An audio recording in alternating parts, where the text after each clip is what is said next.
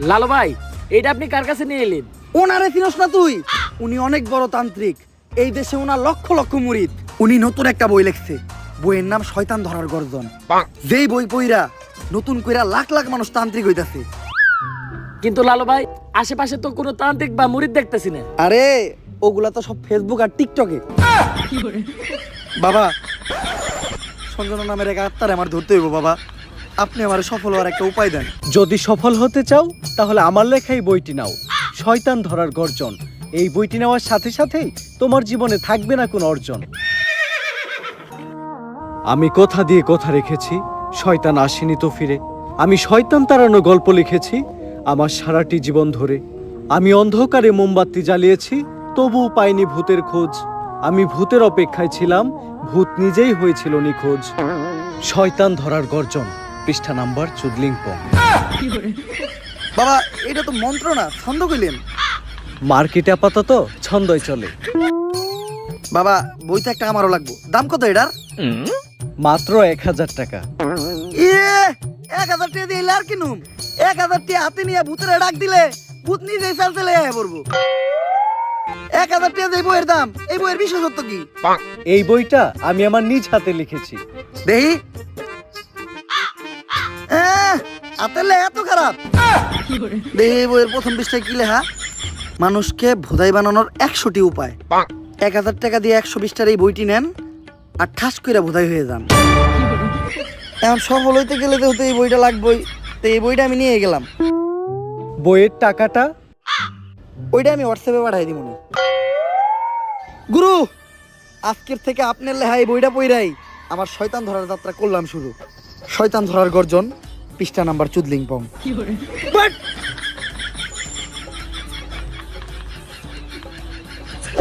আত্মা ডাকার জন্য প্রথমে ময়দা দিয়া গোল করে একটা দাগ দিতে হইব।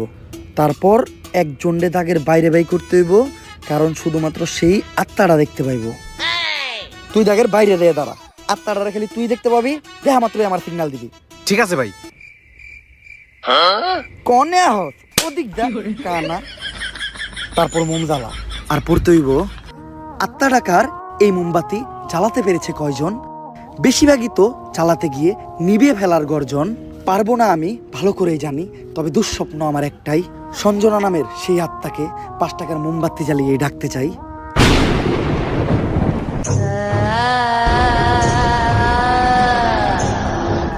ওই দেখ তো কোন আত্মাটা চাইছে নাকি? না ভাই, 2-4 লাগাই তো কোনো আত্মা দেখতেছি না। দূর আমার লেওরা, এই বিষটায় কাম হইব না, সামনের বিষটায় দেখতে হইব।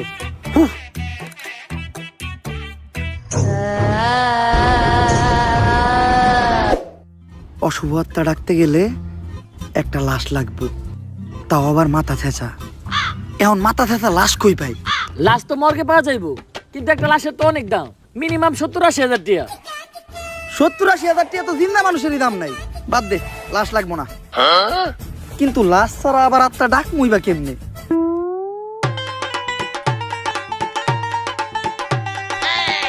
একটা হিট নিয়ে আয়।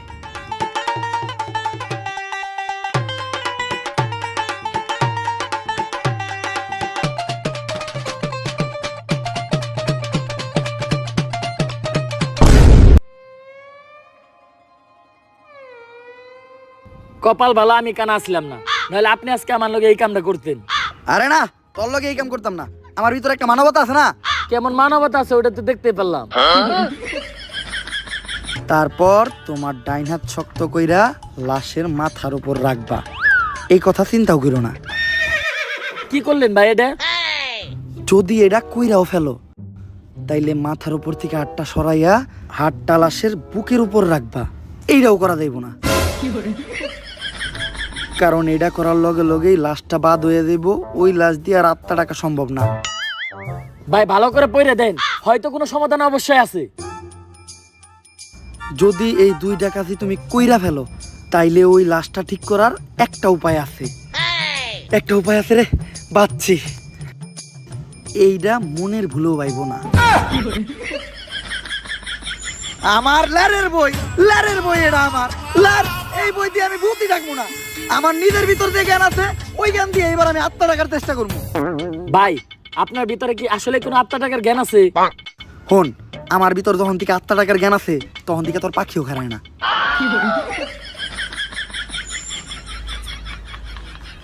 এগুলা কি করতেছেন বাবা?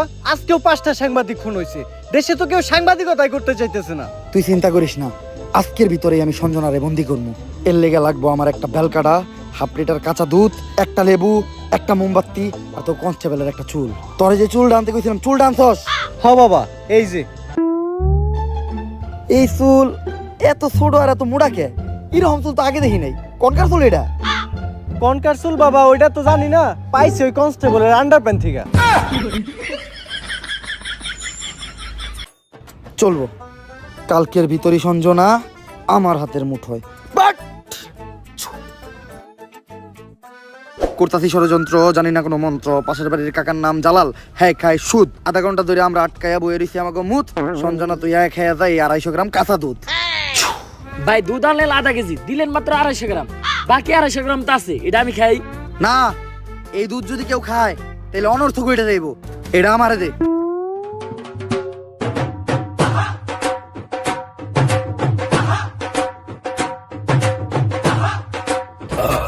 ভাই আপনি না কইলেন এই দুধ কেউ খাইলে অনর্থ করে যাইবো গা, তাহলে আপনি খেলেন কে?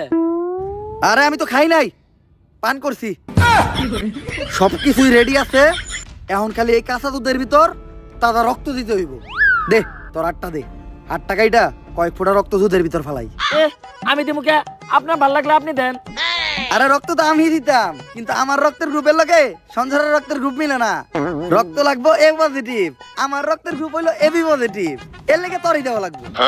কিন্তু ভাই আমার রক্ত তো এ পজিটিভ না, আমার রক্ত ও পজিটিভ। ও পজিটিভ? আমি তো বুঝলাই গেছিলাম ও পজিটিভ রক্তই তো লাগবো। দে।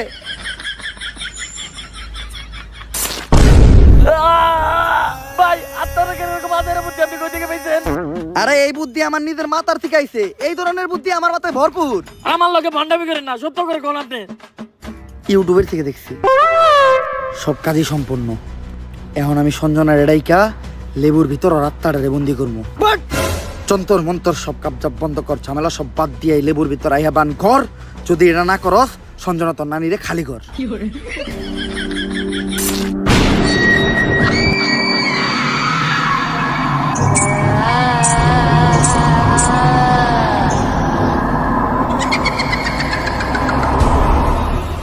ভাই ভাই বাপ কাছে ভূত।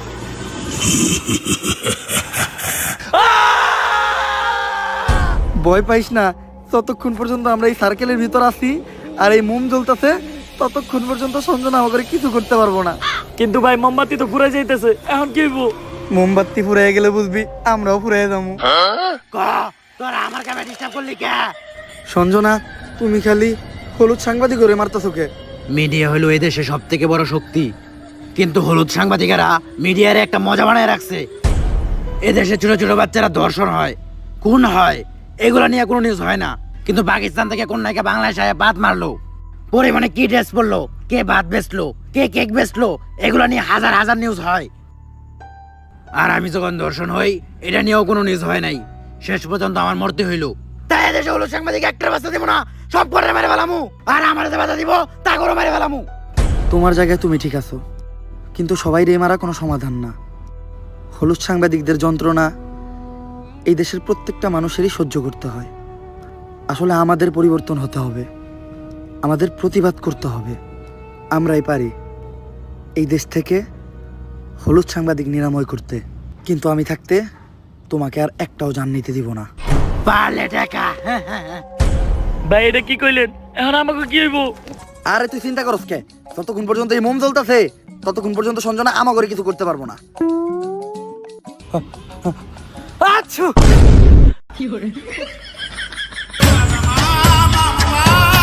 ভাই এটা কি করলেন? মামলা নিবি আলাইলেন।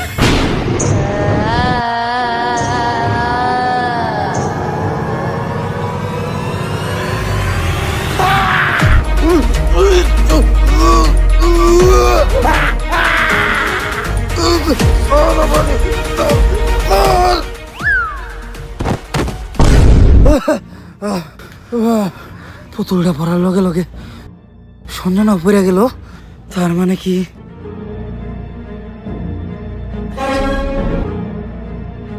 দুম দুম তাক তাক দুম দুম দুম দুম তাক তাক দুম দুম দুম জাফরিটা নিয়ে আয়।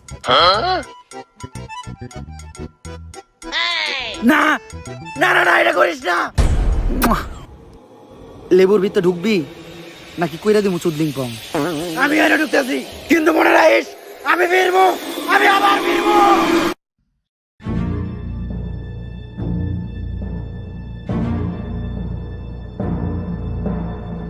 এসপি, সঞ্জনার এই লেবুর ভিতর বন্দি করে লাইছি, আর লেবুটা এই ব্যাগের ভিতর।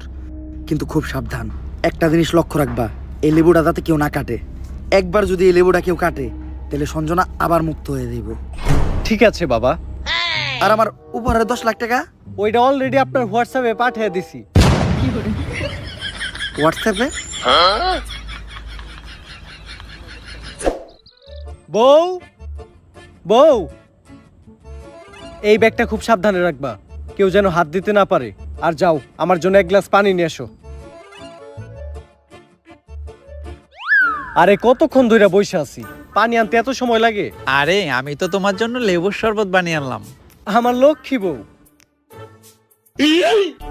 শরবতটা তো অনেক মজা হয়েছে। লেবুর শরবত যে বানাইলা, ঘরে তো লেবু আসিল না, লেবু পাইলা কই? কেন, লেবু একটা তো তোমার ওই ব্যাগেই আছিল।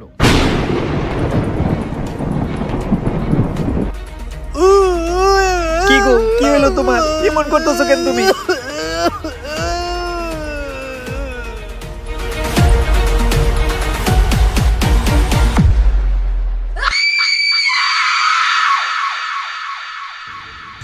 ভাই, সঞ্জনার কাহিনী তো শেষ করলেন, এখন আপনি কি করবেন? ভাবতাছি বই লেখমু একটা, পাবলিকরে ভোদাই বানানোর গর্জন। ব্যবসা খারাপ না, পাবলিক ভোদাই হতে চাইলে আমি বানাবো। পাবলিককে ভোদাই বানানোর এই উপায় পুরো দুনিয়াকে জানাবো। পাবলিক ঠিকই আমাকে বিশ্বাস করবে, ভাববে আমি থেকে যাব। কিন্তু না, তাদের পুং মারা শেষ হয়ে গেলে ঠিকই আমি পালাবো। পাবলিককে ভোদাই বানানোর গর্জন, পৃষ্ঠা number 14। Revenge of ghost Sanjana ওরফে শয়তান ধারার গর্জন। ভাই কি বলবো, ভিডিওটা দেখার পরে এখানে আমি বেশ কিছু জিনিস লক্ষ্য করেছি। তার মধ্যে আমি যদি আপনাদের বলি, বেশ কিছু বাংলাদেশ সাংবাদিক আছে, প্রথম হাফে সাংবাদিক এবং পুলিশের উপরেই দিয়েছে ওভাররান ফায়ার। আর দ্বিতীয় ধাপ থেকে যদি আপনারা ধরেন তাহলে পুরোটাই দিয়েছে আপনাদের মানে যাদের অনুপ্রেরণার নাম থটস অফ বিল্লাল, তাদের উপরে। বিশেষ করে বিল্লাল যে বইটা বের করেছে, বইটার নাম আমি খুব একটা মনে নেই, হয়তোবা হ্যাঁ মনে পড়েছে, হৃদয় ভাঙা গর্জন। তো এই বইটা ভাই এমন ভাবে পুং মেরে দিল, তা বলার কথা নাই, মানে টোটালি পুং মেরে ছেড়ে দিল। আপনারা যদি শেষ পর্যন্ত দেখেন তাহলে বুঝতে পারবেন যে ওমরান ফায়ার কিভাবে এটাতে বাস দিয়ে দিল। আমি পুরোটা আপনাদের বলছি না, তবে এই ভিডিওটা আপনি প্রথম থেকে শেষ পর্যন্ত দেখবেন।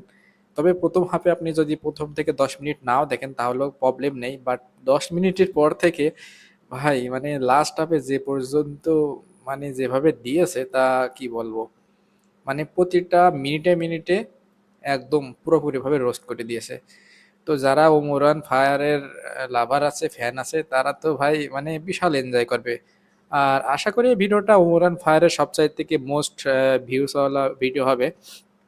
হয়তোবা এই ভিডিওটা তার 35 মিলিয়ন কি 40 মিলিয়ন ছাড়িয়ে যেতে পারে, কেননা ওর চ্যানেলে আমি দেখছি একটা লাস্ট যে ভিডিওটা আছে সব থেকে বড় ভিডিও, ওটা আছে গিয়ে বড় ভিডিও বলতে চাইছি, সব থেকে বেশি ভিউজ যে ভিডিওটা সেটা হচ্ছে 28 মিলিয়ন মনে হয়। তো আশা করি আমি এটা 30 মিলিয়ন ছাড়িয়ে যাবে, মিনিমাম তো 30 মিলিয়ন ছাড়াবে, আর ম্যাক্সিমাম হয়তো বা 40 মিলিয়ন প্লাস যেতে পারে। যাক, আমার খুবই ভালো লেগেছে এইভাবে রোস্ট করে ছেড়ে দিল। যদিও এটা প্যারোডি ভিডিও, বাট সেটা কিন্তু আসলে রোস্ট হয়ে গেছে। তো সবাইকে ধন্যবাদ, যারা যারা ভিডিওটা দেখেছেন, ভিডিওটা লাইক করে দিবেন। আর ওমরান ফায়ারকে কারা ভালোবাসেন, ওমরান ফায়ারকে নিয়ে যদি কাউ ভিডিও চান তাহলে অবশ্যই কমেন্টে জানাবেন, আমি তাদের জন্য ভিডিও বানাবো। আর কারা কারা রোস্টিং ভিডিও পেতে চান সেটাও জানাবেন। আশা করি পরবর্তীতে আমি রোস্টিং ভিডিও বানানো শুরু করব।